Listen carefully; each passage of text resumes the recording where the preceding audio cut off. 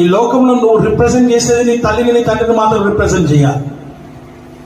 నీ కష్టంలో, నీ సుఖంలో, నీ బాధలో, నీ వేదనలో, నీ శ్రమలో, నీకు సంతోషంలో, నీ ఆనందంలో నువ్వు సంతోషపడడానికి వారు చేసే పని అంటూ ఎలాంటి పనైనా వారు చేస్తూ, వారు కష్టపడుతూ నిన్ను సంతోషపడడానికి ఎంత శ్రమనైనా ఓర్చుకుంటారు, ఎంత నొప్పినైనా ఓర్చుకుంటారు, ఎంత బాధనైనా ఓర్చుకుంటారు, ఎంత వేదనైనా ఓర్చుకుంటారు. చేసే ప్రతి పని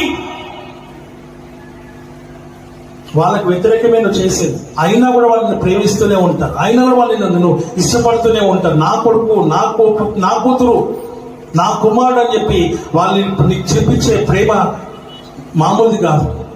అలాంటి కనబడుతున్న తల్లిదండ్రులను ప్రేమించకపోతే కనబడని దేవుడు ఎలా ప్రేమిస్తావు? ఉదయకాలం లేస్తే వెంటనే మనం చూసేది ఫేస్బుక్ కాదు, ఆయన ఫేస్ చూడాలి. ఎవరి ఫేస్ చూడాలి? ఎవరి ఫేస్ చూడాలి? ఏ రోజైనా కాలేజ్కి వెళ్ళినప్పుడు కానీ, స్కూల్కి వెళ్ళేటప్పుడు కానీ మీ మదర్ని, ఫాదర్, మీ పేరెంట్స్ని ఒక హగ్ ఇచ్చి, ఒక కిస్ ఇచ్చి చేస్తారా? చేస్తున్నారా?